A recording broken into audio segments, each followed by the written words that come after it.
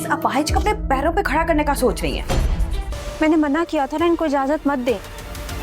आप उन्हें यहाँ आने से नहीं रोक सकती ना।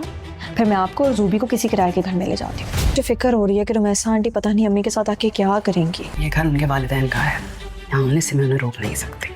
परीशे और अलीसे का कमरा हम अपने बेटों को दे देंगे आप इस दौर में ना एक अनोखी सास हैं। और हम अम्मा जान के कमरे में शिफ्ट हो जाएंगे।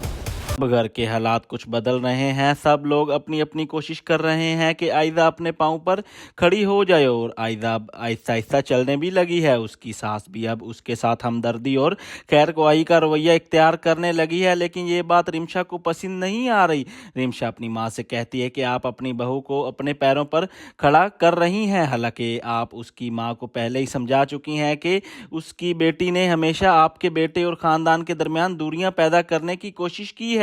अपने गलत रवैये की वजह से वो अपने बेटे को खुद से दूर कर चुकी हैं, इसलिए अब वो मजीद अपनी बेटी की बातों में नहीं आने वाली।